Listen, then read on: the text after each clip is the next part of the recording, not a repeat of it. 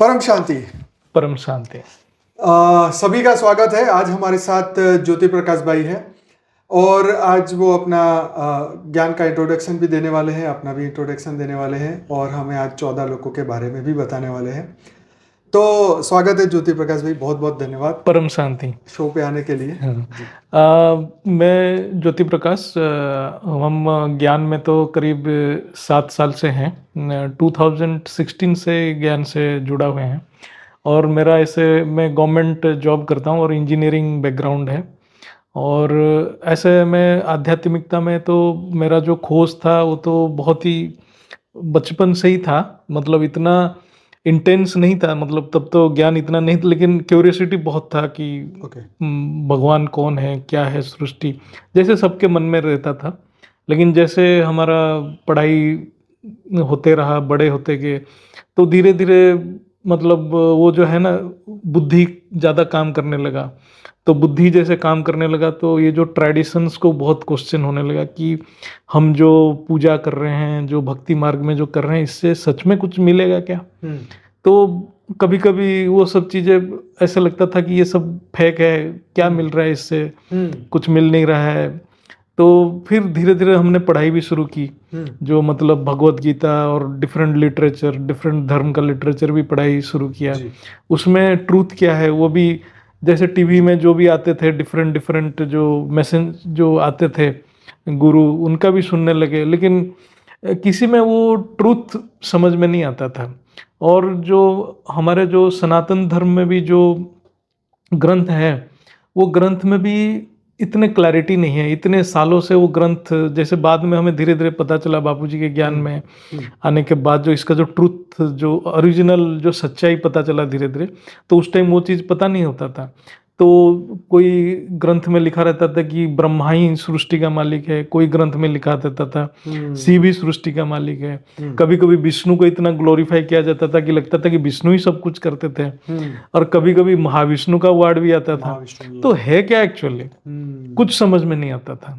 इतना कंफ्यूजन था कि फिर हमें लगता था कि कौन ऐसे गुरु मिलेगा, कभी समझाएगा। इवन हम कभी कभी, पहले मैं जिसको फॉलो भी करता था, मैं उनको क्वेश्चन भी पूछने जाता था तो वो अवॉइड भी करते थे। तो मैं सोचा कि आंसर देगा कौन ये सब क्वेश्चन का। और क्या है कि बेसिकली आध्यात्मिक एक ऐसा चीज है, वो जब तक आपकी बुद्धि निश्चय नहीं हो जाता, फिर आपकी कोई जो जितना भी बोलते हैं ध्यान, धारणा, समाधि, ये सब बेकार चीज है। जब आपकी बुद्धि ही स्थिर नहीं हो रहा है, आपका निश्चय नहीं हो रहा है किसके ऊपर फोकस करेंगे, आपका एम क्या है, आप किस दिशा में जा रहे हैं, जब तक आपको ये पता ही नहीं चल रहा है, तो आप क्या समाधि लगाएंगे, क्या धारणा करेंगे। वही तो हाँ, एक गोल तो चाहिए। हाँ, गोल चाहिए, फिर जाके आप बोल सकते हैं ध्यान, धारणा, समाधि। जब ज्ञान ही नहीं है तो क्या ध्यान करेंगे, क्या धारणा करेंगे। यम नियम आसन कुछ है ही नहीं, तो चलो ठीक है, मतलब यम नियम आसन तो एक टाइप का एक शरीर का हो जाता है, बट ये बुद्धि का एक्सरसाइज है। जो जब धारणा, ध्यान, समाधि आ जाता है तब हम बुद्धि पे आ जाते हैं। आप यम कर लिया, मतलब आप संयम रख लिया, बट लेकिन इससे ज्ञान कहाँ मिलेगा। ये बात इससे तो ठीक है, आपके अंदर अच्छा हद की प्योरिटी आ गया, बट उसमें एक आपको एक अच्छा, आपके शरीर को अच्छा फील अच्छा होगा डेफिनेटली, बट ज्ञान कहाँ है। ज्ञान तो नहीं मिला ना। ज्ञान के लिए आपको वो सच्चाई तक पहुंचना जरूरी है, जो बुद्धि में आपको उस लेवल तक पहुंचना जरूरी है, जो धीरे धीरे हमने खोज किया। इवन मैं पर्सनली बताऊं, मैंने भगवत गीता को बहुत बार पढ़ा था। मतलब जो गोरखपुर गीता प्रेस का पब्लिकेशन है साधक संजीवनी, मैंने उसी गीता को पढ़ता था। और फिर ये जो इस्कॉन का भी गीता था वो भी पढ़ते थे। तो गीता में भी जो थे उसमें भी हमें पूरा, मतलब जो उसका एक्चुअल अर्थ क्या है, मीनिंग क्या है, सबका अलग अलग व्याख्याएं था। तो ये सब में, जैसे ब्रह्मांड में इतने लोग हैं, काल की गति कैसा है, ये भागवत में है। अच्छा, तो बापूजी के ज्ञान में आके क्या मतलब आपने हाँ, ये जो सारे चीज इतना क्लैरिटी नहीं था। जैसे काल की गति क्या है, एक चैप्टर है भागवत में, लेकिन उसमें ये सब इतने डिटेल में एक्सप्लेनेशन नहीं है जो बापूजी के ज्ञान में है। ब्रह्मांड में 14 लोक है। जैसे 14 लोक का कॉन्सेप्ट को हम समझने जाएं, तो जैसे हम बापूजी के ज्ञान में आए, जैसे हमारे शरीर है, हमारे शरीर में स्थूल को तो हम देख पा रहे हैं, ठीक है। बट मैं किसी को बोलूंगा मेरा सूक्ष्म शरीर का फोटो लो, ले नहीं पाएगा। नहीं, मैं बोलूंगा मेरा कारण शरीर का फोटो ले लो, ले नहीं पाएगा। सही। लेकिन है मेरे शरीर में। ऐसे ब्रह्मांड में जैसे साइंस आज फोटो लेना चाहता है, फोटो उस स्थूल चीज का ले सकता है, ज्यादा से ज्यादा अग्नि तत्व का ले सकता है, जो बापूजी बोल रहे हो, जो थोड़ा रेड कलर में आ जाता है, तो उसका एक कलर है हर तत्व का।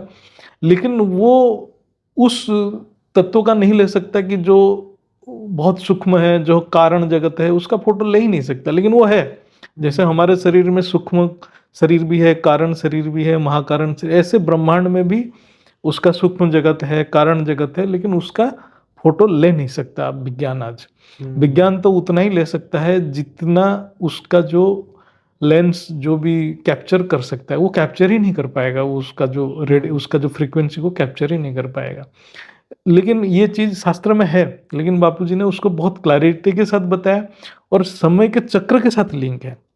जैसे हम समय काल चक्र बोलते हैं, काल चक्र टाइम का भी हर डायमेंशन में चेंज होता जाता है। अच्छा, मेरा ये क्वेश्चन है कि 14 लोगों को अगर एक आम आदमी समझना चाहे तो आप उसको जरा डिफाइन करें कि कैसे समझ। 14 लोग जो है हमारे, जो धरती के ऊपर 7 लोक है और धरती के नीचे 7 लोक है, जिसको हम पाताल लोक बोलते हैं, जो अतल, भूतल, शीतल, सुतल, तलातल, रसातल, महातल, पाताल, ऐसे 7 लोग नीचे है।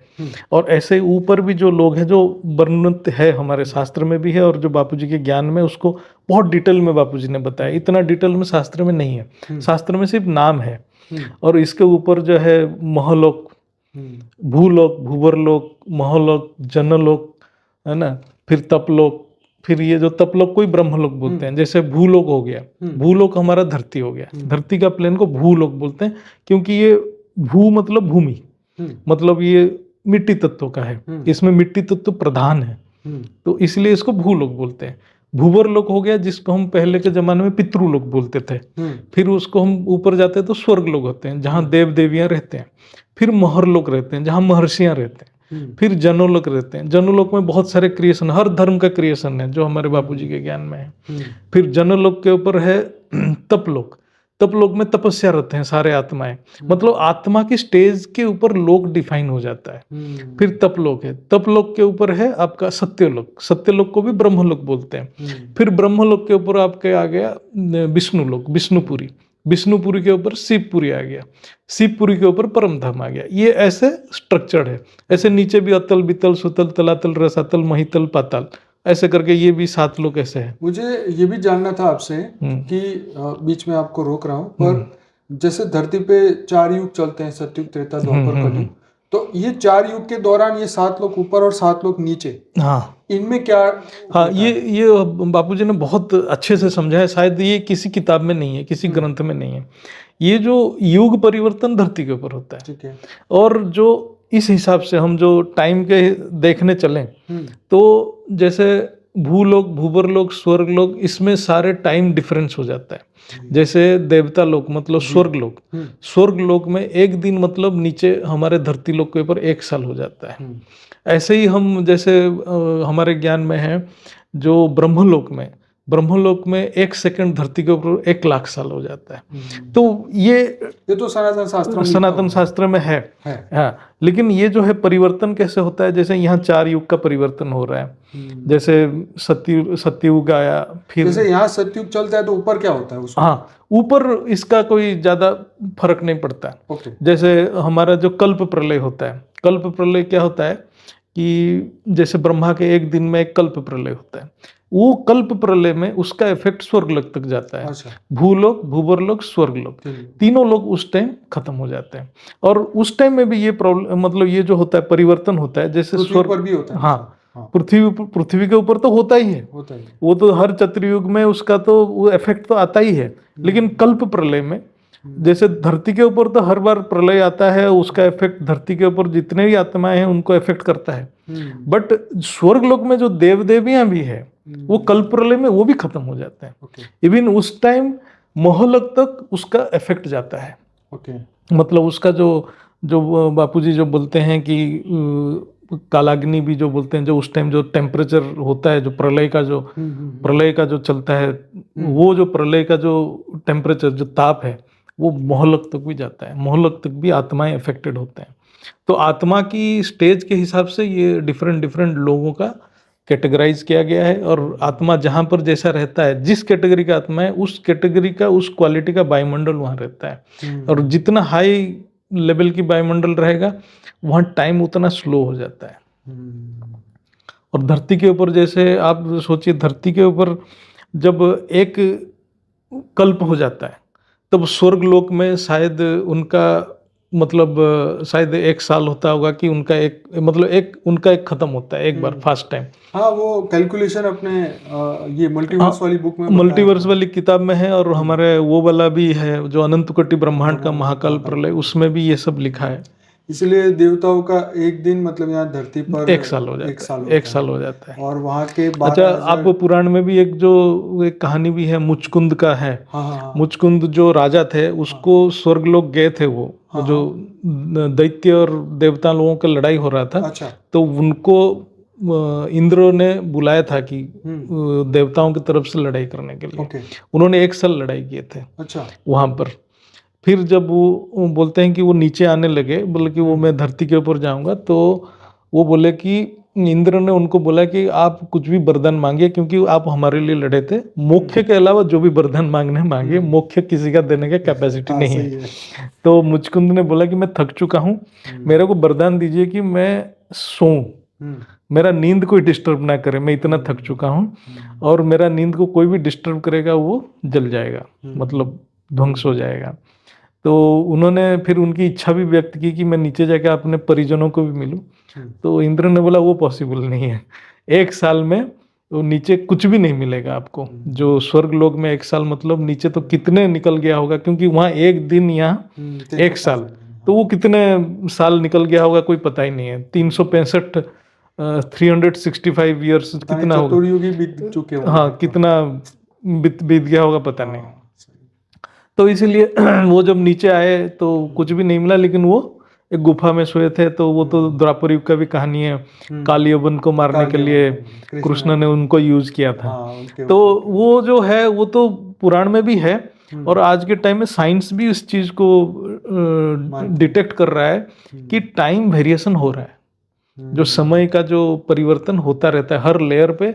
जैसे कोई अभी हम जो सैटेलाइट भी भेजते हैं ऊपर, सैटेलाइट में जो टाइम है और धरती के ऊपर टाइम में बहुत डिफरेंस रहता है, कुछ माइक्रो सेकंड में रहता है, वो कैलकुलेशन में आता है। तो इसीलिए जैसे आप ऊपर जाते हैं ग्रेविटी का इफेक्ट आता है, तो ग्रेविटी के हिसाब से आपका डायमेंशन चेंज हो जाता है, टाइम चेंज हो जाता है, वायुमंडल चेंज हो जाता है, आत्मा की क्वालिटी भी चेंज हो जाता है, सब कुछ चेंज हो जाता है। तो ऐसे ही पुराण में वो चीज था, आज साइंस भी उसको बहुत कम मतलब स्टार्टिंग फेज में है, उसको डिटेक्शन कर रहा है। तो ये 7 लोग तो है ही, और उसको विज्ञान आज नहीं तो कल उसको उन्होंने डिटेक्शन करना ही है।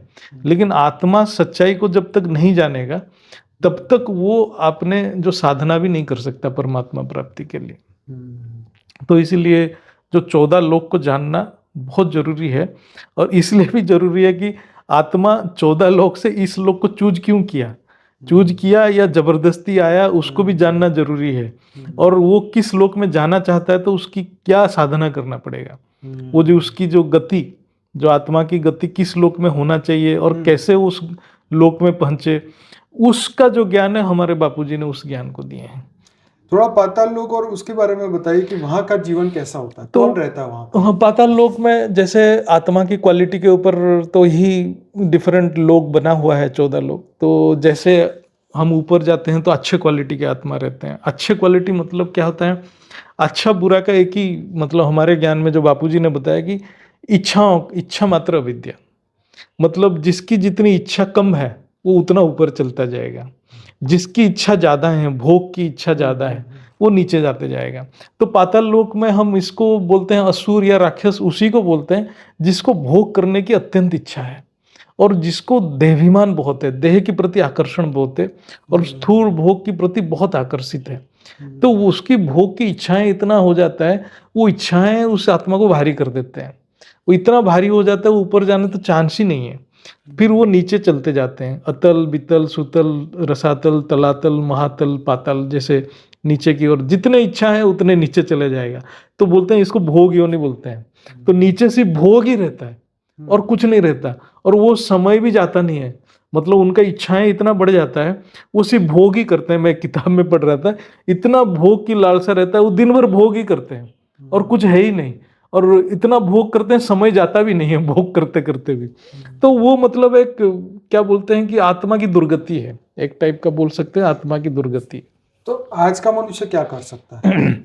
आज का मनुष्य का तो क्या लक्ष्य बनाए? स्वर्ग में जाए या हाँ, ऊपर जाए या तो पाताल में जाए, भोग करे, क्या करे? तो ये ज्ञान के ऊपर डिपेंड कर रहा है क्योंकि आजकल जो आज के जो माहौल है, हम प्रैक्टिकली देखें, क्योंकि आज इंटरनेट पे, जो मीडिया पे बहुत सारे डाटा है। जो 3 टाइप के चीज़ है, एक है इंफॉर्मेशन, इन्फानेट इंफॉर्मेशन है। एक है नॉलेज, जो इंफॉर्मेशन से आपको कौन सा इंफॉर्मेशन को चूज करना पड़ेगा। You have to choose that this is the knowledge, ये जानने से मेरे को फायदा है। तो आपके पास इतने इंफॉर्मेशन से आपके लिए क्या जरूरत है, आप उतना ही सिलेक्ट कीजिए, तो वो नॉलेज हो गया।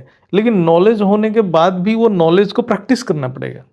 नॉलेज होने से भी नहीं होगा, you have to apply it practically, तब ये विजडम में बनेगा। तो वो एक्चुअली ज्ञान है। इंफॉर्मेशन, फिर आ जाएगा नॉलेज, फिर आ जाएगा विजडम। तो ये जो आज के लोगों के पास जो इंफॉर्मेशन है, वो इंफॉर्मेशन से लोगों के अंदर भोग की प्रवृत्ति बहुत ज़्यादा है। लेकिन ये भी रियलाइज नहीं कर पा रहे हैं कि भोग के साथ उनको कष्ट भी भुगतना पड़ रहा है और वो बंधन में आ रहे हैं। वो एक्चुअल खुशी या शांति क्या है वो जान नहीं पा रहे हैं।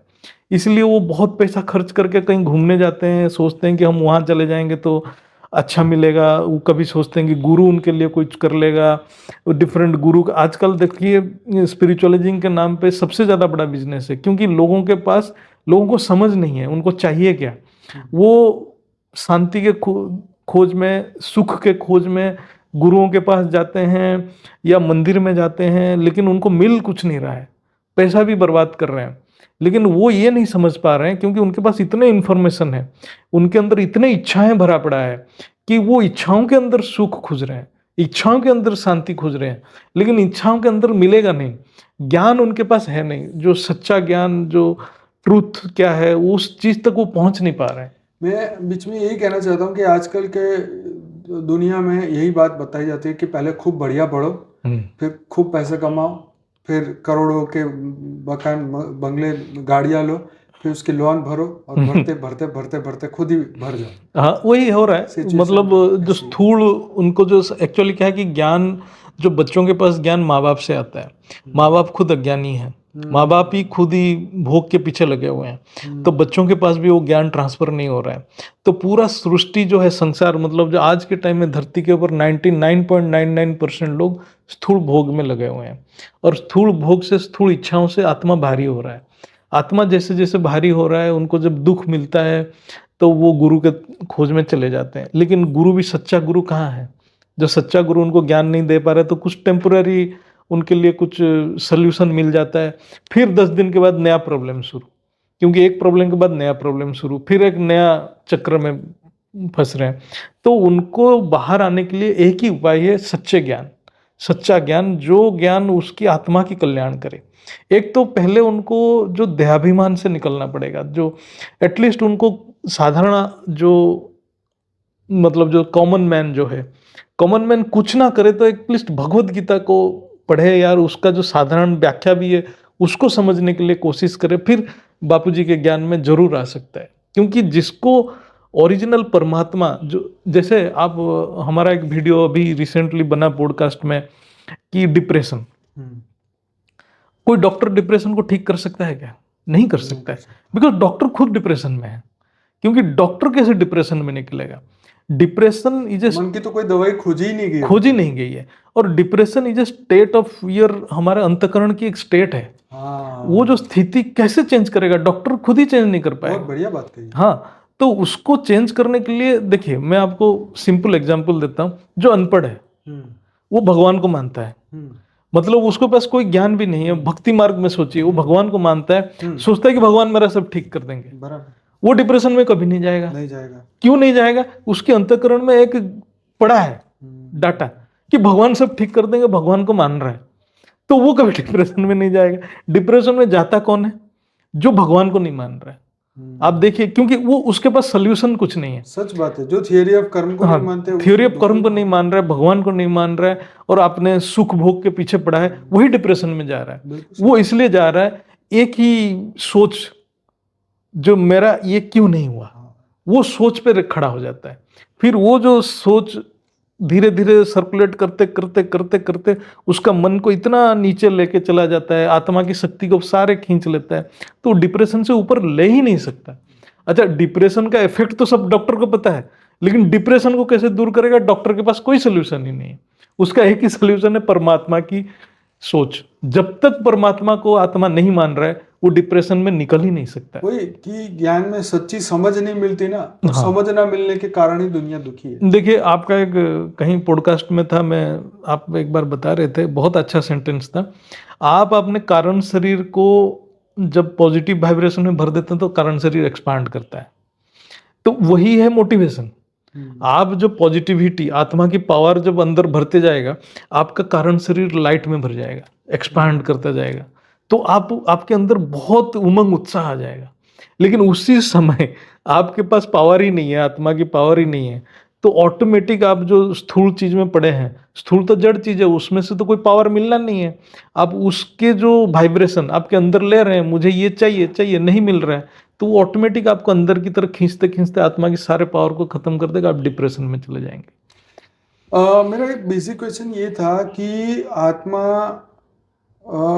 कितने टाइम से धरती पर है, और कब तक ये चक्र में फंसी रहती है, कब ये चूज करती है कि मुझे तपलोक में जाना है, कब वो चूज करती है मुझे पाताल में जाना है, उसको पता भी होता है या नहीं पता होता है, ये सब कुछ अनजाने में होता है या जान के? ये बहुत ही इम्पोर्टेंट है। मतलब क्या है कि ये जो कॉमन मैन है, जो साधारण जो जीवन में रहते हैं, उनको जानना बहुत जरूरी है कि उनकी स्थिति क्या है। हाँ।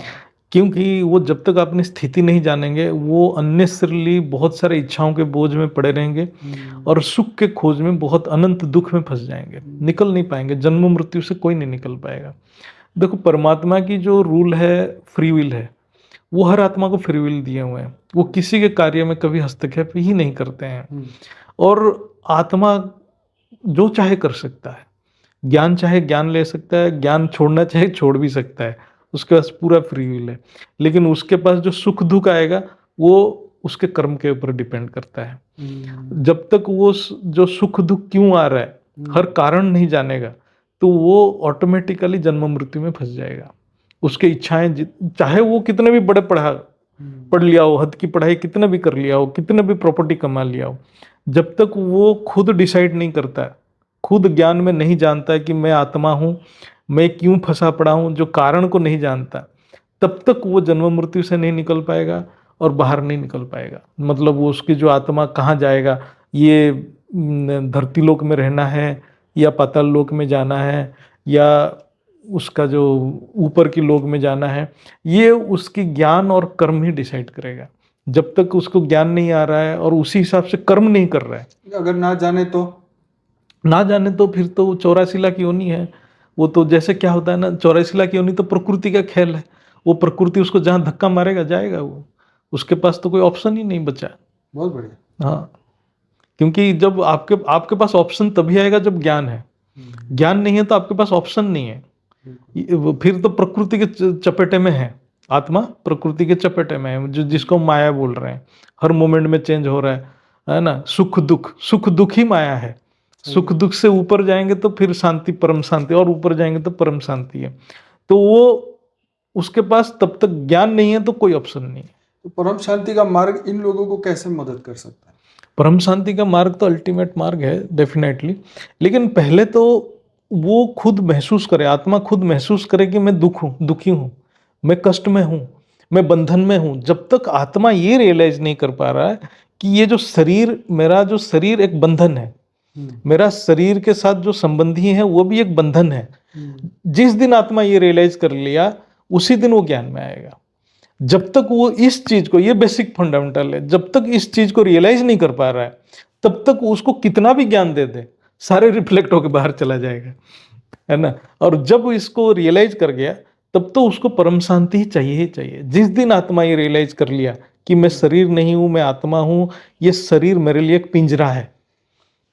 मैं भी वो एक दिन सोच रहा था कि मतलब बहुत कम लोग ये सोचते हैं कि हमें जीवन मृत्यु के चक्र से निकलना है, हाँ। बहुत कम लोग। हम्म। हाँ, और जब तक ये कोई सोचे नहीं तब तक उसके आगे वो रास्ता कैसे ढूंढे? नहीं, जीवन मृत्यु से चक्र से निकलने के लिए वो सोचता है जिसके पास बहुत ही भोग की सामग्री है, बहुत कुछ है, तो वो कभी नहीं सोचता है मेरे को तो भोगना है।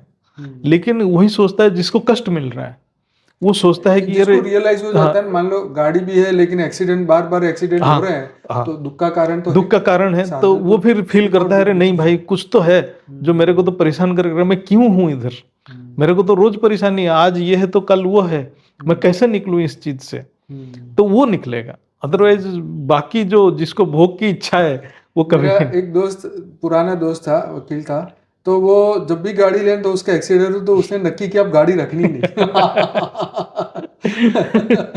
ये भी एक अच्छा ऑप्शन है। पर उसको ये महसूस तो हुआ ना कि नहीं, हाँ, रखनी नहीं है, गाड़ी रखना ही डिसाइड कर नहीं। लिया कि भाई बहुत हो गया, अब नहीं रखनी। तो एक तो उसको समझ आया कि ये साधन जो है दुख का मार्ग दुख का कारण है। दुख का।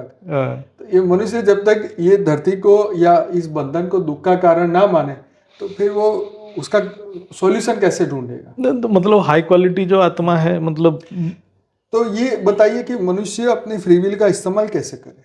हाँ, एक तो फ्री विल जो है, फ्री विल को उसको समझना पड़ेगा, जो फ्री विल कैसे काम कर रहा है। जैसे आत्मा को तो भगवान ने, जो परमात्मा क्रिएट होता है तो आत्मा के पास 100% फ्री विल है, लेकिन वो इच्छाओं के बंधन में आ जाता है। वो जैसे जैसे करता है, संकल्प करता जाता है कि मुझे ये चाहिए वो चाहिए, चारों तरफ देखता है कि मुझे, मैं करने लग जाता है, एक्चुअली अहंकार में आ जाता है। तो अहंकार में आने से ही इच्छाएं का सृष्टि हो जाता है। परमात्मा के अधीन में रहेगा तो इच्छाएं रहेगा नहीं, लेकिन मतलब ये अहंकार में आ गया तो फिर मैं करने लग गया तो फिर सारे इच्छाएं सामने आ गया। तो जैसे सारे इच्छाएं आ गया उसका फ्री विल खत्म होते गया, क्योंकि वो बंधन में आते गया, तो वो ना चाहते हुए भी कुछ करना पड़ रहा है उसको, क्योंकि उसका फ्री विल खत्म हो चुका है। तो इसीलिए उसको फ्री विल को कैसे यूज करना है, उसके पास दो ऑप्शन है, ये करूं या ना करूं, दो ऑप्शन हर वक्त रहता है। तो उसको वो सोचना पड़ेगा कि मैं करूंगा तो मुझे क्या मिलेगा, मैं ना करूंगा तो मुझे क्या मिलेगा, क्या जाएगा।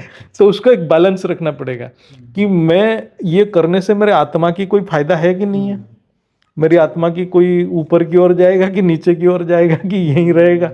तो एक बैलेंस्ड वे में खुद अपने आप को क्वेश्चन करना पड़ेगा, प्रश्न करना पड़ेगा, सेल्फ क्वेश्चनिंग करना पड़ेगा, और उस समय बुद्धि को एक डायरेक्शन देके उस संकल्प पे स्थिर रहना पड़ेगा। अदरवाइज ये तो है, पुरुषार्थ तो है कठिन, लेकिन वो स्टार्टिंग में कठिन रहेगा, फिर अभ्यास में हो जाता है तो वो नेचुरल हो जाता है फिर।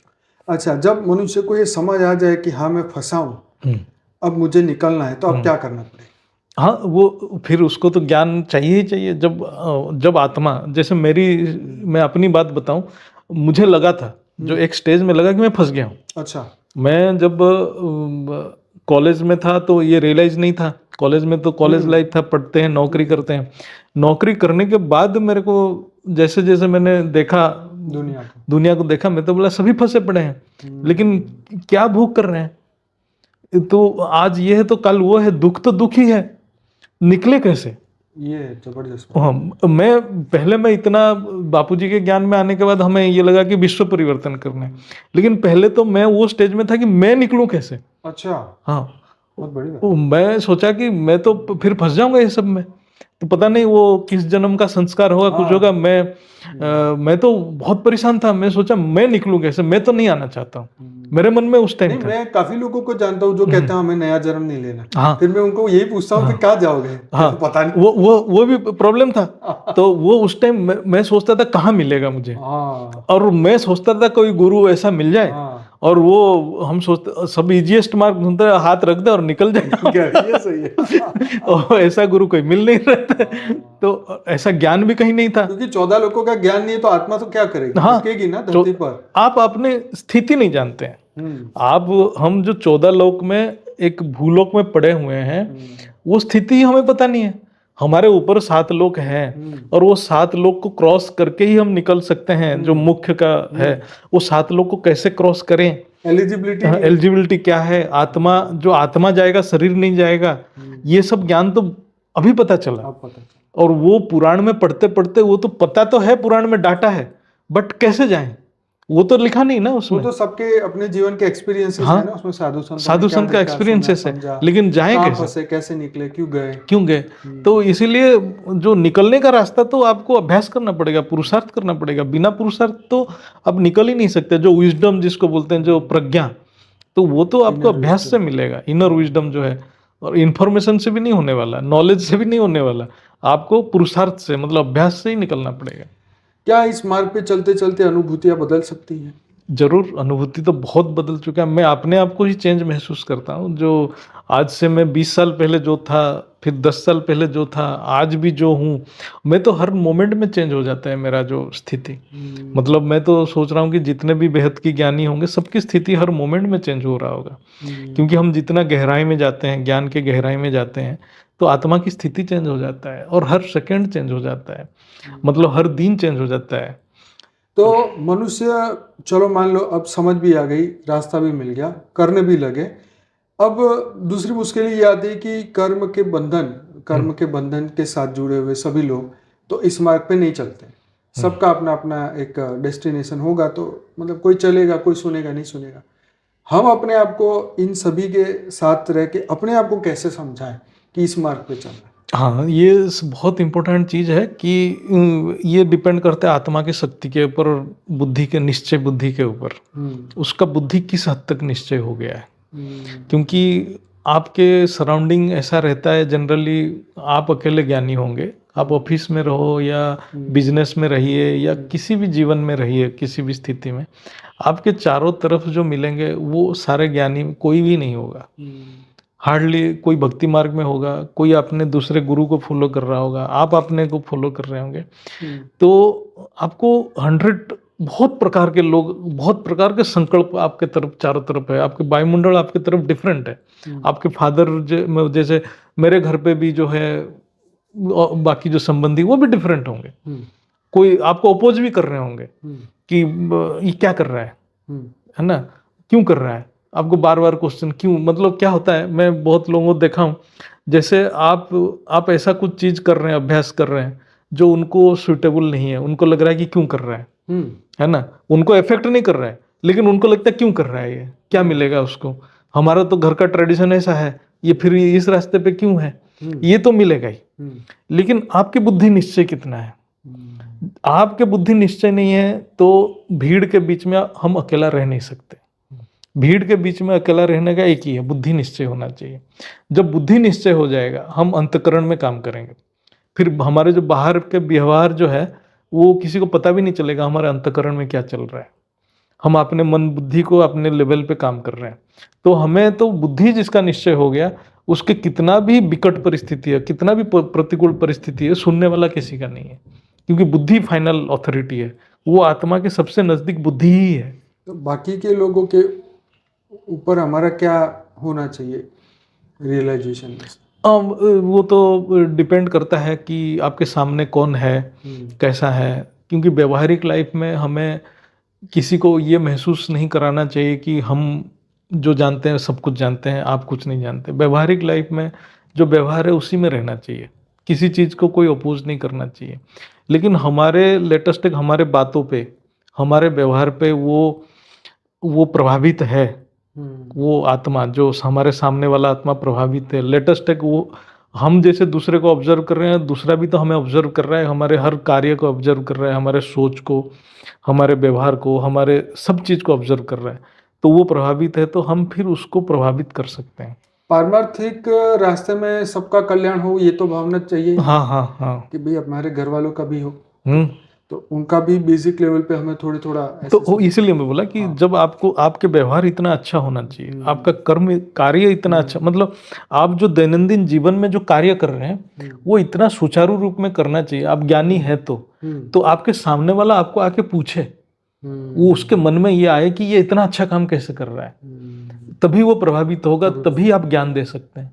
आप मतलब मैं ये बोल रहा हूँ बेहद की आत्माओं को भी, हमारे जो जितना भाई बहन है, उनकी जो कर्म इतना सुंदर होना चाहिए, उनकी पर्सनालिटी, उनकी कैरेक्टर इतना अच्छा डेवलप होना चाहिए, सामने वाला खुद आके पूछे कि आपके पास ये क्वालिटी कैसे आया। वो पूछे कि आपके पास क्या नॉलेज है, कहाँ से आया है नॉलेज, वो आके खुद पूछे। अच्छा, इसके बाद हमें, जैसे आप कह रहे हैं, इसी से रिलेटेड क्वेश्चन है कि इस मार्ग पे चलते चलते आपके भीतर क्या परिवर्तन दिखेगा आपको? हाँ, ये खुद महसूस करेगा, ये योग का अनुभूति है। क्योंकि एक तो ज्ञान हो गया, और ज्ञान होने के बाद जो हमारे अंतःकरण में, जो हमारे जो कारण शरीर में जो परिवर्तन होता रहता है, वो योग में अनुभूति होगा। योग में कैसे अनुभूति होगा कि वो एकांत में बहुत समय बैठ सकता है। वो जो आत्मा जब वो ज्ञान को समझ गया और ज्ञान को अभ्यास करने लग गया, तो वो बहुत समय तक एकांत में बैठ सकता है, बहुत समय तक एकांत में बैठ के ज्ञान का चिंतन मंथन कर सकता है। और उसके मन में एक सबसे इम्पोर्टेंट चीज़ क्या होगा ना, उसके मन में ना सबके प्रति प्रेम जागृत होगा। वो उसके, क्योंकि बुद्धि शुद्ध होने लगेगा और उसका धीरे धीरे विकार कम होने लगेगा। तो जैसे जैसे विकार का लेयर कम हो जाएगा ना, वो उसके अंदर ना एक कंपैशन जागृत होगा। वो क्वांटिटी कम हो सकता है स्टार्टिंग स्टेज में, लेकिन वो कुछ भी चीज़ देखेगा ना, सोचेगा कि नहीं मैं कल्याण करूं, मैं कल्याण करूं, सबकी कल्याण हो। उसके मन में अंतर से एक भावना जागृत होगा। वो खुद जब योग में बैठेगा, योग में एक वाइब्रेशन क्रिएट होगा उसके अंदर, जे सबकी सबकी कल्याण हो, सबकी कल्याण हो। वो अपने लिए योग नहीं कर पाएगा, उसके मन में एक वाइब्रेशन क्रिएट होगा, ऑटोमेटिक एक ऑरा क्रिएट हो जाएगा। जैसे बापूजी बोलते हैं ना, मैं पूरा मल्टीवर्स में परम शांति फैल जाए, मल्टीवर्स में, तो उसके अंदर ये भावना जागृत होगा। हो जाए इनिशियली कम होगा, लेकिन ये धीरे धीरे बढ़ते जाएगा, बढ़ते जाएगा। उसको क्या होगा, जैसे साधारण लाइफ में मैं देखा हूँ, साधारण लाइफ में हमारे अंदर तो ये रहता है, विकार तो रहता है, हम जब इंटरेक्शन करते हैं क्यों किया, ये क्या, लेकिन वो क्या होता है ना, वो फिर धीरे धीरे कन्वर्ट हो जाता है, नहीं नहीं चलो ये जानता नहीं है, ठीक है, ये हो जाएगा, ठीक हो जाएगा। दृष्टि बदल जाएगा, पेशेंस आ जाएगा, दृष्टिकोण बदलेगा, धैर्य आ जाएगा, दुनिया देखने का तरीका धैर्य आ जाएगा, सबके प्रति प्रेम भावना आ जाएगा। वो आएगा। वो हमने अपने अंदर देखा, हमने जिस टाइम में बहुत पहले पेशेंस ही नहीं था, सोचते थे क्या हो रहा है इमीडिएटली, अब धीरे धीरे नहीं नहीं ठीक है, ये जानता नहीं है, ये सीख जाएगा, मतलब पेशेंस आ जाता है। तो ये तो काफी अच्छे बदलाव हैं जब मनुष्य स्व को बदलना चाहता है और ज्ञान मार्ग, और वो जो बाकी सारे आत्माएं भी आपके साथ जुड़ने की भी बहुत इच्छाएं रखेंगे। जैसे कोई आत्मा में ज्ञान आ जाएगा और उसके अंदर परमात्मा की, जनरली ज्ञान तो परमात्मा की कृपा से ही आता है, अनलेस एंड अनटिल, जैसे हमने तो भगवत गीता बहुत पढ़ते थे पहले, कभी समझ ही नहीं आता था, ये ज्ञान में आने के बाद ही ये ज्ञान धीरे धीरे समझ आया। अच्छा, मेरा ये क्वेश्चन है कि कोई मनुष्य अपने आप को जानना चाहे तो उसके क्या कैरेक्टर से अपने आप को जज करे, क्या समझे, मैं कौन हूँ, क्या कैसे पता करे? हाँ, ये उसका जो उसका अपने आप को जजमेंट करने का जो है ना, ये केवल योग का अनुभूति से कर पाएगा। बाकी वो पर अभी तो ज्ञान मार्ग में चला भी नहीं है, तो क्या? हाँ, तो ज्ञान मार्ग में चला नहीं तो उसको पहले तो वो अपने आप को अनुभूति नहीं कर पाएगा। ओके। इनिशियली स्टार्टिंग में जब रहता है, वो क्या है कि बार बार जो जो जो विकार है वो आएगा, क्योंकि जब तक शरीर है, शरीर में वो विकार इंटीग्रेटेड है, वायुमंडल के साथ कनेक्ट, धर्म है, तो वो आएगा, लेकिन वो धीरे धीरे कम होने लगेगा। लेटेस्ट वो ज्ञान मार्ग में आएगा, वो धीरे धीरे कम होने लगेगा, क्योंकि वो भी सबका स्पीड डिपेंड करता है, क्योंकि कितने जन्म हुआ है, कितने संस्कार है। जैसे वो उसको ज्ञान अच्छा समझ में आ रहा है, बट उसकी जो कर्म बंधन ज्यादा है, बहुत बार जन्म लिया हुआ है, तो उसको टाइम लगेगा। लेकिन उसको कॉन्फिडेंस लूज नहीं होना चाहिए, कि वो ऐसा फील नहीं करना चाहिए कि मेरे से तो हो नहीं रहा है, क्योंकि वो समझ नहीं रहा है कि वो किसके साथ लड़ रहा है, वो लाखों संस्कारों के साथ लड़ रहा है ना, उसकी आत्मा, हाँ आत्मा अभी लाखों, उसको पेशेंस चाहिए, तो उसको ये समझना चाहिए कि मुझे थोड़ा पेशेंस चाहिए। उसको ज्ञान समझ में आ रहा है तो उसको बहुत पेशेंस चाहिए, क्योंकि जब ज्ञान समझ में आया तो परमात्मा का कृपा हो रहा है। क्योंकि आप किसी भी धर्म हो, कितना भी बड़ा भक्त हो, ज्ञान समझ में जिसके ऊपर आया, समझ गया, आप समझ लिए परमात्मा की कृपा है। बिना परमात्मा की कृपा उसको ज्ञान समझ में नहीं आ रहा है, समझ नहीं आएगा। और ज्ञान समझ में आ रहा है तो पेशेंस रखे। अच्छा, थोड़ा सा परमात्मा की व्याख्या बताइए कि परमात्मा क्या है, क्योंकि सामान्य मनुष्य परमात्मा को कैसे जाने, अलग क्वेश्चन है। एक्चुअली परमात्मा वर्ड जो है ना, परमात्मा वर्ड जैसे हम ज्ञान में ही समझे ना, हम्म, तो परमात्मा हम्म, आत्मा से भी श्रेष्ठ है। हम्म, परम मतलब श्रेष्ठ है। हम्म, जो सबसे श्रेष्ठ आत्मा कौन है? हम्म, जो सारे आत्माओं का क्रिएटर है। हम्म, तो हम लेटेस्ट कोई भी, मतलब हम यहाँ पर समझें कि मैं आत्मा हूँ, हम्म, तो वो पहले सोचे कि परमात्मा कौन है। हम्म, तो मेरी आत्मा की क्रिएटर कौन है? हर हम्म, आत्मा का परमात्मा अलग है। तो मेरी आत्मा का जो रचयिता है मेरे लिए वो परमात्मा है। हम्म, मेरे लिए शिव परमात्मा नहीं है, हम्म, मेरे लिए महाशिव परमात्मा नहीं है, लेकिन जो शिव का क्रिएटर है उसके लिए परमात्मा शिव है। हम्म, क्योंकि वो श्रेष्ठ आत्मा है। वो जो जो मैं लेटेस्ट एक आत्मा हूँ, हम्म, मैं आत्मा के अंदर जो श्रेष्ठ क्वालिटी है वो कहाँ से आया? परमात्मा से आया। क्योंकि वो परमात्मा में वो श्रेष्ठ क्वालिटी था करके मेरे अंदर आया। तो वो परमात्मा है, मतलब आत्मा की क्रिएटर ही परमात्मा है। बस इतना ही समझे कि वो मेरा क्रिएटर है, और मेरे अंदर जितना भी श्रेष्ठ क्वालिटी है वो वहां से आया हुआ है। विकार तो शरीर का है, हम्म, लेकिन आत्मा के अंदर जो भी श्रेष्ठ क्वालिटी है वो परमात्मा का है। तो हम्म, ऐसे मान के काम करे तो वो फिर परमात्मा के अच्छे अच्छे क्वालिटी आने लगेंगे। जैसे बापूजी बोलते हैं ना, माया खींचेगा एक तरफ बाप खींचेगा। बाप मतलब परमात्मा, वो आत्मा की क्रिएटर। तो उसका भी एक अट्रैक्टिव फोर्स है। क्यों फोर्स है? क्योंकि हर बाप अपने बच्चे को खींचना ही चाहता है, बिल्कुल। पास लेना ही चाहेगा, ये नेचुरल है। और इस तरफ ये इतना जन्म ले चुका है, उसका संस्कार भी खींच रहा है। हम्म, दोनों तरफ संस्कार एक तरफ है, एक तरफ बाप की जो क्वालिटी है वो भी खींच रहा है। क्योंकि आप देखिए कितना भी खराब आदमी हो उसके अंदर अच्छा क्वालिटी रहता है, हम्म, क्योंकि वो उसको आया हुआ है, वो दब चुका है, तो वो इतना सा निकल रहा है। लेकिन संस्कार इतना खराब हो चुका है, तो वो दिख रहा है। जो अच्छा है वो दिखता नहीं है। धरती लोक को मृत्यु लोक क्यों समझे? यहाँ तो कोई भी आत्मा देखिए, मृत्यु मतलब क्या है? मृत्यु तो शरीर का होता है। अब स्थूल शरीर का ही तो मृत्यु होगा, है ना? तो धरती के ऊपर स्थूल शरीर है, तो स्थूल शरीर में जो चेतन शक्ति है, जैसे वो चेतन शक्ति तो आत्मा से प्रवाहित हो रहा है, तो प्रवाहित होते होते हमारे जो स्थूल शरीर काम कैसे कर रहा है? वो चेतन शक्ति से कर रहा है। और स्थूल शरीर में जो सेल है, डीएनए भी है, हम जिसको भी बोल रहे हैं, जो भी बोल रहे हैं, सेल पकड़ लीजिए, वो सेल है। वो सेल में भी एक लिमिटेड कैपेसिटी है चेतन शक्ति को पकड़ने की, और लिमिटेड टाइम है, क्योंकि जो जड़ है सेल, और वो तो डिटोरेट करेगा ही, और जितना डिटोरेट करते जाएगा वो चेतन शक्ति उतना कम पकड़ पाएगा। डिटोरेट मतलब धीरे धीरे खत्म होते जाएगा। अच्छा, जैसे कम एज होते जाता है तो एजिंग होते जाता Decrease है, डिक्रीज होता जाता है, तो चेतन शक्ति उतना कम धारण कर पाएगा। तो धीरे धीरे जैसे चेतन शक्ति, धारण शक्ति खत्म हो जाएगा, मृत्यु तो होना ही है। वो शरीर का मृत्यु है। तो और ये धरती के ऊपर शरीर तो मृत्यु होना ही है, इसलिए मृत्यु लोग है। क्योंकि ये मिट्टी का शरीर है, यहाँ भूलोक है, मिट्टी प्रधान है, मिट्टी प्रधान लोक है ये। तो मिट्टी तो खत्म ही हो जाएगा, मिट्टी बहुत जल्दी क्या बोलते हैं, एजिंग हो जाता है। शास्त्रों में से आप ऐसी एक बात बताइए, जैसे आत्मा और शरीर अलग है, उसको आप कैसे डिफाइन करेंगे, मतलब शास्त्र के हिसाब से? हाँ, ये जो है शास्त्र में आत्मा और शरीर को तो अलग बताया ही है। जैसे ये जो हमारे जो अहम ब्रह्मास्मि जो बार बार बोलते हैं, तो ये ही जो बताता है कि मैं शरीर नहीं हूँ, मैं आत्मा हूँ।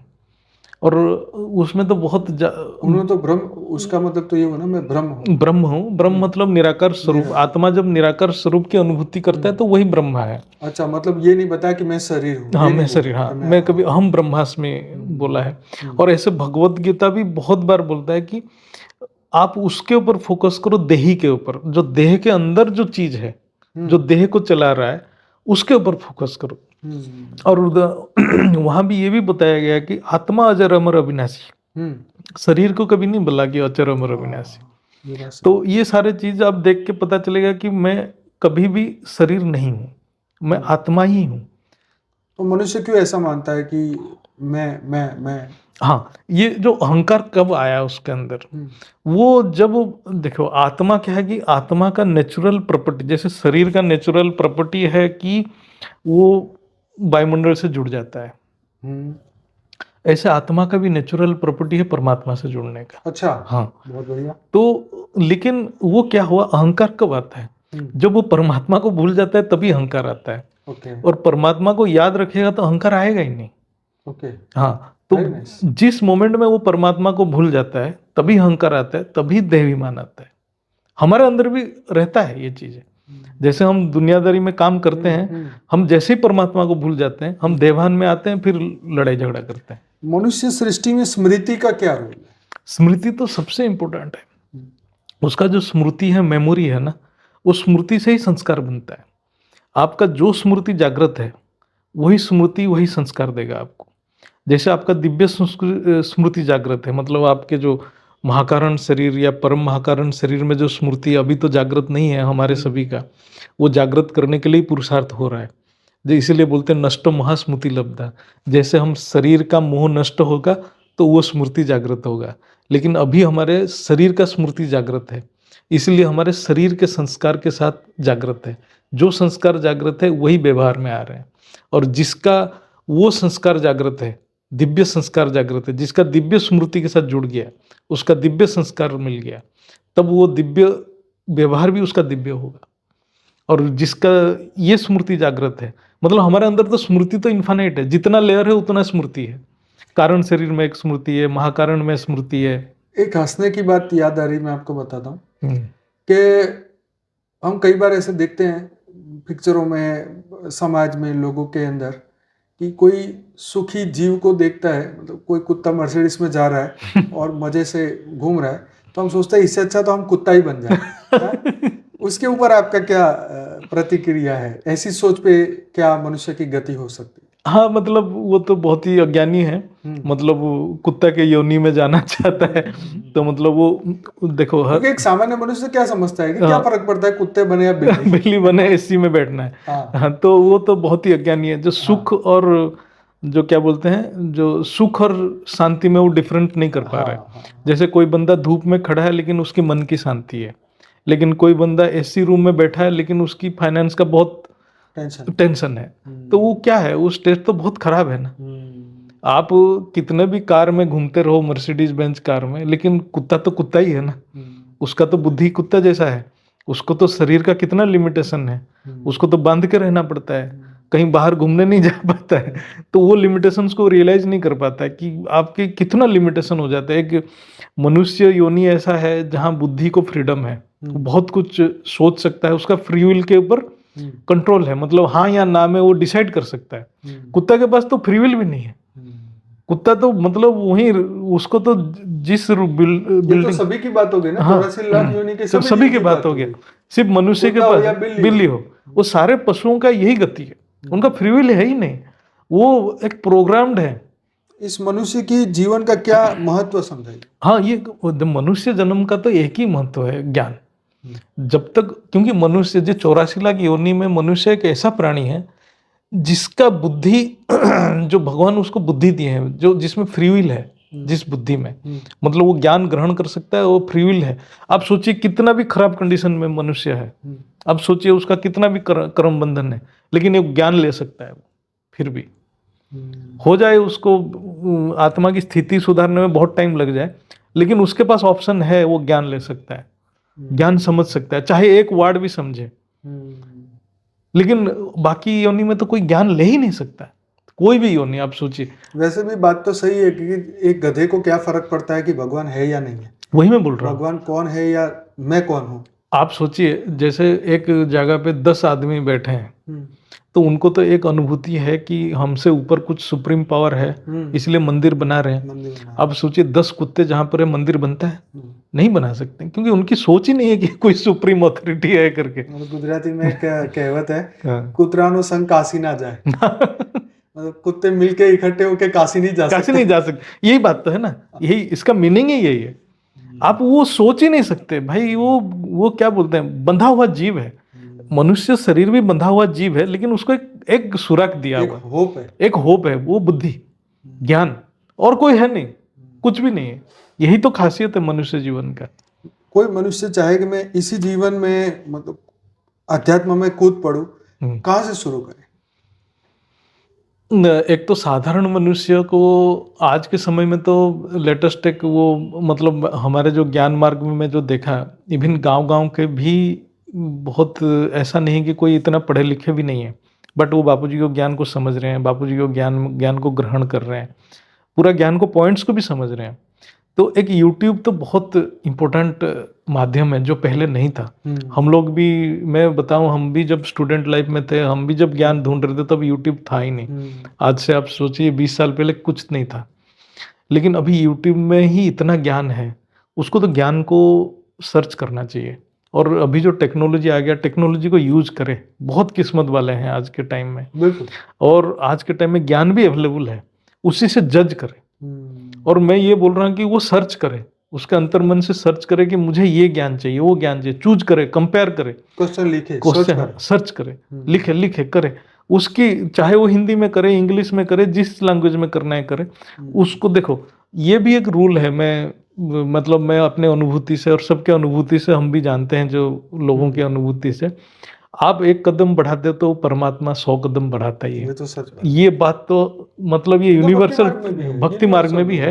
हर वो ट्राई करे, उसको जरूर ज्ञान मिलेगा, जरूर मिलेगा। क्योंकि अंतकरण में कोई भी एक शुद्ध भावना आता है, उसको पूरा करने परमात्मा पीछे नहीं हटते, उसको इमीडिएटली पूरा करते हैं। अच्छा, कोई बुरी भावना है, वो भी प्रकृति पूरा कर देता है। तो ऐसे ही शुद्ध भावना को पूरा करने का ठेका परमात्मा लिए हुए है ना। बुरी भावना वाले को तो बुरा मिल ही जाता है, शुद्ध वाला को भी मिल जाएगा, परमात्मा कर देंगे, ऐसा नहीं है। तो ये जन्म में ये सब कुछ जानने के बाद ही उसका मोक्ष हो सकता है। या वो परमात्मा तक पहुंच सकता है, और उसके सिवा कोई रास्ता ही नहीं है, कोई रास्ता नहीं है। ना आशीर्वाद, ना तप, ना ध्यान, कैसे लगेगा नहीं, क्योंकि जानता ही नहीं है। परमात्मा की कृपा चाहिए, पहले परमात्मा की पहचान, जागृति का मार्ग तो उसको पकड़ना पड़ेगा। पहले तो आत्मा की ज्ञान, कर्म का ज्ञान, फिर परमात्मा का ज्ञान, तीनों ज्ञान चाहिए। कर्म बंधन क्या है, कर्म का सिद्धांत, उसको मालूम होना बहुत जरूरी है। फिर आत्मा के ज्ञान होना भी जरूरी है, फिर परमात्मा के ज्ञान होना जरूरी है। क्योंकि पावर तो परमात्मा से मिलेगा, बिना परमात्मा के तो कुछ भी वैल्यू नहीं है। वो कर्म के सिद्धांत कितना भी जान ले, निष्काम कर्म कैसे करेगा। और आखिर ये भी सब कुछ करने के बाद तो मैं आपको बताऊं, निष्काम कर्म का डेफिनेशन जो है ना, आप कोई बोलेगा मैं कौवा को खिला रहा हूं पानी, वो निष्काम कर्म नहीं है। चाहे उसमें कोई इच्छा नहीं है, लेकिन निष्काम कर्म उसी को बोला जाए। तो परमात्मा के याद में कोई कर्म किया जाता है। जब परमात्मा को जानते नहीं तो क्या कर्म करेगा। बहुत बड़ी बात बताई। हाँ, बिल्कुल। वो शास्त्र में भी हमें देखा, हाँ, ये चीज लिखा है, बोला कि निष्काम कर्म तो तब तक नहीं हो सकता जब तक वो परमात्मा को नहीं जानता। निष्काम कर्म मतलब वो ऐसा कर्म करेगा जो विश्व का कल्याण करेगा, सबके कल्याण करेगा। जब उसको परमात्मा की नॉलेज नहीं तो क्या कल्याण करेगा। अच्छा, एक सिचुएशन आपको बताता हूँ, उससे आप तय करिए कि ये क्या है। एक व्यक्ति है, गाड़ी में नोट के बंडल लेके जा रहा है और ऐसे हवा में उड़ा रहा है, और पीछे ऑब्वियसली जिसको चाहिए वो भाग रहे हैं और ले रहे हैं। उस कर्म को आप क्या डिफाइन करेंगे, ये क्या है? ये तो एक साधारण कर्म है, इसमें कुछ भी नहीं है। मतलब ये आप इसको, हो सकता है उसने अपनी ईगो से किया कि मैं बहुत पैसे वाला देखूं। हाँ, वो भी कर रहा है। जैसे देखिए क्या होता है, जैसे कर्म का 3 कैटेगरी है, सुकर्म, विकर्म, अकर्म। अकर्म मतलब परमात्मा के याद में जो करना पड़ता है, जिसका कोई कर्म बंधन नहीं लगता।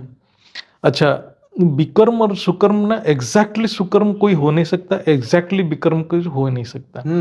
ये क्या है, ये बंदा जो सिचुएशन उसमें हो जाए 10% विकर्म है तो 90% सुकर्म है। जैसे ये बंदा पैसा उड़ा रहा है, चलो ये पैसा कोई गरीब ले लिया, ठीक है, उसने कुछ अच्छा जीवन, उसका जीवन सुधर गया, तो वो सुकर्म हो गया। यही पैसा लेके किसी ने दारू पिया, तो वो फिर घर पे जाके पिटाई की, तो विकर्म हो गया। तो ये जो है ना, ये तो मतलब ये ऐसा कर्म किया, ये भी कर्म बंधन में बांधने वाला ही है। वो सोचता होगा फल की चिंता मत कर, बस पैसे उड़ा। लेकिन ऐसा नहीं है, उसको परमात्मा की ज्ञान होना चाहिए। अदरवाइज फिर फंस जाएगा। फिर तो उसको फल बांधेगा उसको, क्योंकि वो थोड़ी जानता है फल क्या होने वाला है। फल तो बहुत खतरनाक है। हम जैसे आप भी बता रहे थे, मैं भी पढ़ा भी था वो चीजें। हम मंदिर में जाके दान दे दिया, अब पता चला वो भिखारी जाके रात को ड्रिंक्स कर रहा है और कुछ उल्टे काम कर रहा है, वो तो आपको आ जाएगा। हमने तो 1 रुपया तो दिया था उसको, उसी 1 रुपया का कंट्रीब्यूशन हमारे पास ट्रांसफर हो जाएगा। तो इसीलिए ज्यादा थ्योरी ऑफ कर्म बहुत खतरनाक है, बहुत गुह्य है। इसीलिए भगवद गीता में लिखा है कि बड़े से बड़े ज्ञानी भी इसको समझ नहीं पाते हैं। कर्म की इतना गुह्यता है, एक छोटा सा कर्म बांध देता है। चलिए, आज तो मजा ही आ गया। ज्योति प्रकाश भाई के साथ ऐसी एकदम मस्त बातें करने का मौका मिला। और बहुत ही अच्छे तरीके से उन्होंने समझाया मनुष्य के जीवन का महत्व, आत्मा का महत्व, परमात्मा का महत्व, जीवन में क्या करना चाहिए, कैसे शुरू करें। तो ये सभी बातें जानने के लिए हमारे यूट्यूब चैनल को पहले तो सब्सक्राइब करिए, वीडियो को लाइक करिए, इसको जरूर से शेयर करिएगा। जो आपके मित्र हैं, जो आपके फ्रेंड्स एंड रिलेटिव, जिसको आप दिल से प्रेम करते हो और चाहते हैं कि उनका थोड़ा सा कल्याण हो, जरूर से वीडियो को शेयर करिएगा। और दूसरी बात, हमारे चैनल पे आए हैं तो अनस्पोकन ट्रूथ का एक प्लेलिस्ट है, जरूर से देखिएगा। 300 वीडियोस है उसके अंदर। फॉर द बिगिनर्स में 16-17 वीडियोस है, वो भी देखिएगा। और मॉर्निंग में लाइव मेडिटेशन करना चाहते हैं हमारे साथ, तो परम शांति मोटिवेशन है मेडिटेशन की चैनल है, उसमें जाके आप साक्षी पटेल के साथ जुड़ सकते हैं। सुबह 5:30 से 6:30 बजे करवाते हैं, और मैं शाम को इसी चैनल पे, बापूजी के चैनल पे, रात को 10 से 11 कराता हूँ। और ज्योति प्रकाश भाई के भी बहुत सारे वीडियोस हमने हमारे यूट्यूब चैनल पे रखे हैं।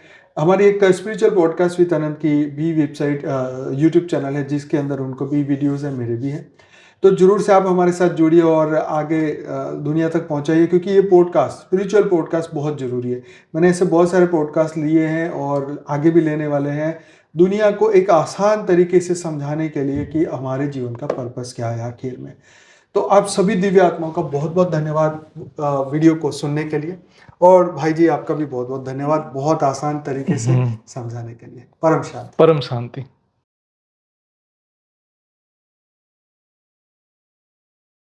बेहद की परम शांति सोचो, बोलो परम शांति। Join us daily for our morning live meditation, Monday to Saturday, 5:30 to 6:30 a.m. Join us daily for live meditation, 10 p.m. to 11 p.m. on YouTube Live. Subscribe now. Website www.paramshanti.org. Email us anand@paramshanti.org. Like, share, subscribe. Join today.